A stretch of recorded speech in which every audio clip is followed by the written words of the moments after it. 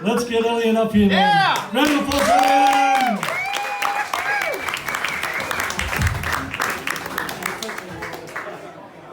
Ken, are you not recording the host? I am, but I'm cooking it. Oh, you're cutting. He's doing very well.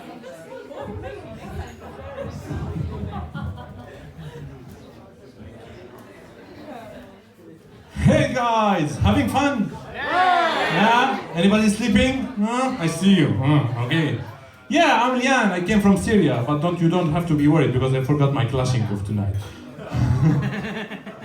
Actually, my family name is Abra, and my friends like to call me Abracadabra because I have a lot of magic tricks.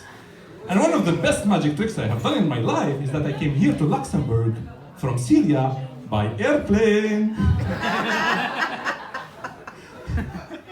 Actually, I'm working here, guys, since 5 years, and during these 5 years, I have learned a lot.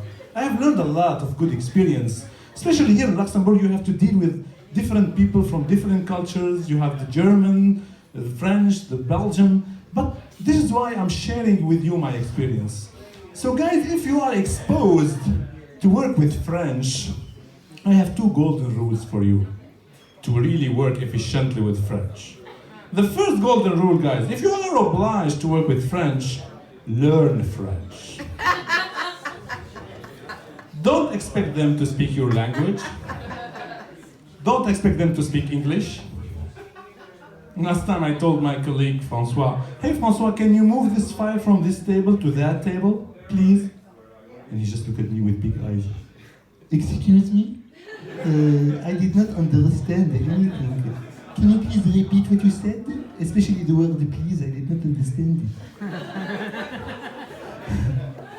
The second rule, guys, if you are at the end of the day, you are very busy and you have a deadline to meet the same night, and it's like 45 to 6 in the evening, and you want somebody to help you to delegate some work, you looked around and you found nobody but this French colleague next to you, don't ever give that work to him.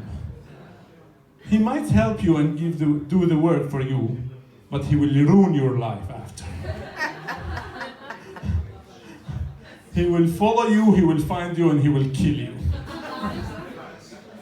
But the Belgians are not better. Any Belgium here? Yeah? Half maybe? Yeah. Try one day to explain to your Belgian colleague an idea at work, okay? Just explain a new topic or a new project. You might spend 3 minutes explaining the project to the Belgian colleague, and on the minute 29, while he was nodding his head, he will just tell you, excuse me, can you repeat what you all said? But just wait, I want to grab a beer to absorb the idea. Is he French? And the Germans are not better, huh? Yeah? Try at 11:45 in the morning to ask a German colleague for a work or for a favor. He will turn into a Hulk. No, ich habe Hunger! And of course I cannot mention all these cultures and nationalities without mentioning our host here, the Luxembourgers, the great Luxembourgers. Yeah. What is the daily routine for a Luxembourger at work, if they work? Because it's the Luxembourgers who made this slogan, I don't work, I'm a princess. But you know, the daily routine for a Luxembourger at work is quite typical.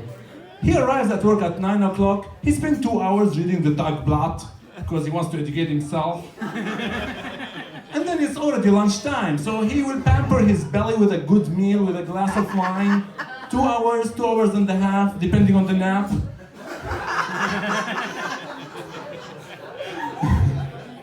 And then, you know, the day might be interrupted with 7 to 8 coffee breaks.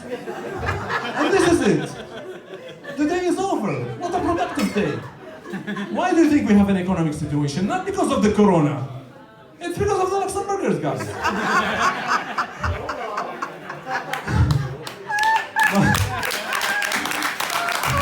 Thank you.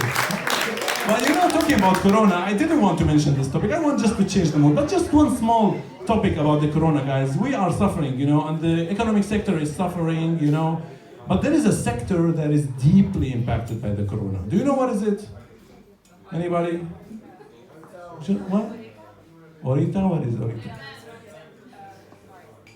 No. It's suffering, but not too much as the prostitution sector. Come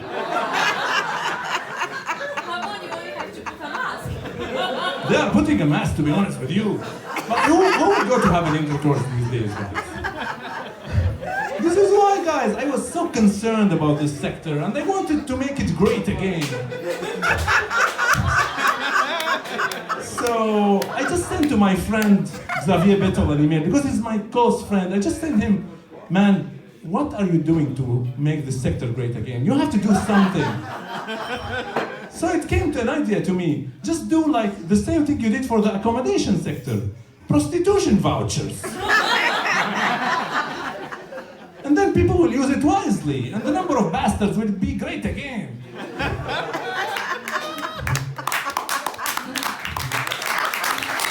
Yeah, actually. But talking about bastards and new babies, I'm now a father, recently a father, and I'm very happy to tell you this. Oh, I have to show you more. You see? It's game over. You see that clearly? Yeah. I like to hear your laughs, your claps for this. Yeah. To be honest with you, this is the third t-shirt I put on tonight, because the first two ones are full of shit. But being a father has changed my life, guys, to be honest with you.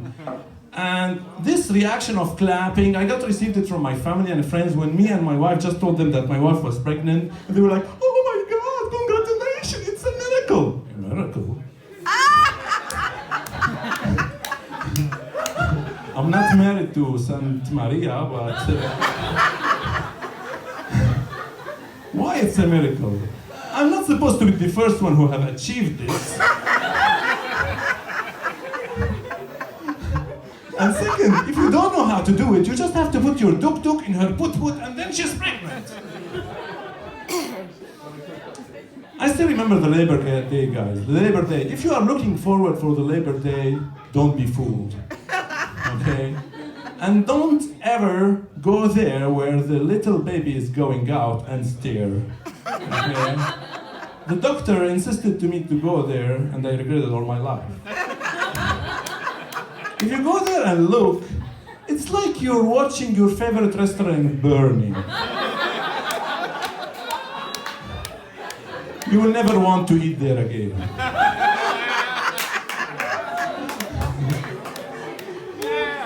I still myself remember the day I was born. No, I'm just kidding. My father told me that when I was born and they handed me to him, he looked at me, what the fuck is this? I was very uglier than now. Can I return him back? What is this big thing in the middle of his face? And what are those? And the doctor just told him, Mister, you are holding him from his legs. This is not his nose. And those two little things are not his eyes. Yeah, and last night, if you are suffering from corona or you have faced corona, guys, it's very easy comparing to a night when you woke up barefoot, you want to go to the toilet, and you just step on a piece of Lego. Laugh about it. You have to try this. Yeah, but I admire my father, and we in the Middle East, guys, we have the habit to brag about our father. It's our pride. Our fathers are making us very proud. And when I was teenager, I used to discuss with my Lebanese and Syrian friends about the way our fathers used to hit us.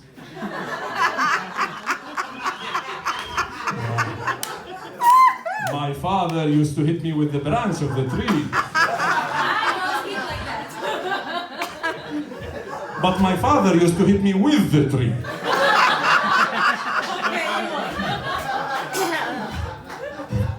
But try to open this discussion with an American guy. Any American here? I'm American. Yeah? Not from the United Oh, States. no, it's like Okay. You guys like to do some drama sometimes, No, right? come on. Yeah, sometimes. I just asked my friend, American friend Jeremy, I just asked him, Jeremy, what is the worst childhood memory for you? And his face just turned like this. Oh my God, I still remember. And we were a couple of friends, they took his hands and said, yes, Jeremy, let it out. It's healthier, let it out. I was 4 years old when my father shouted at me in front of everybody. And then I told him, then, yes, what happened? Did he hit you? Did he throw you out of the window? No, what are you, an animal? No, I'm Syrian, we've been over this.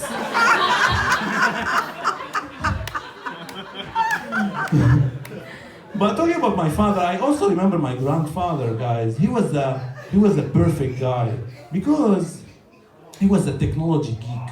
My grandfather, imagine, he was a technology geek. I remember the day I wanted to give him a gift, a new smartphone.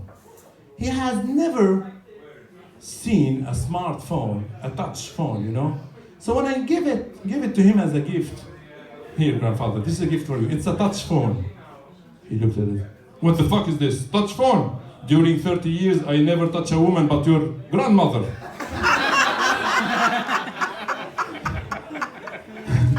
So, you know, after like spending half a day just explaining to him how to take a call, how to make a call, it's the maximum he can learn, you know, he just was very proud and he went to the coffee shop to meet his friend with his new smartphone. And he went there and he told my grandmother, I will not leave for too long, it's only 2 hours, we play some cards and I come back.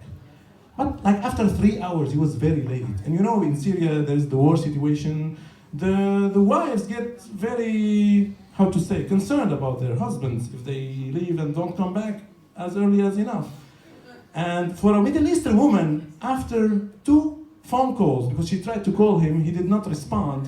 After 2 phone calls, if he did not respond, it means he got married with another woman. So we were really, the big family were really concerned about him. But after 4 hours, he came back and we told him, grandfather, where were you? We were like calling you and I gave you this phone and learn, I taught you how to do it. Yes, I saw you calling. But every time I saw slide to answer, I was sliding to answer. Sliding to answer, but it didn't answer this Barack Obama thing.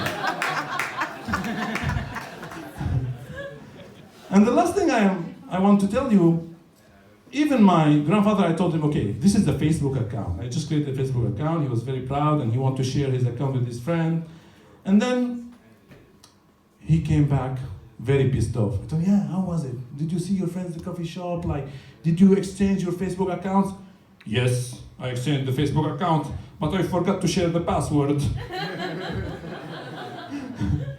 And I know, guys, that tonight when I finish this comedy show with you, I have to go back to my little daughter and to try for 1 hour to put on her pajama. And then I need to crawl exhausted to her mama to try to take off her pajama. Thank you so much, guys. I hope you enjoyed it.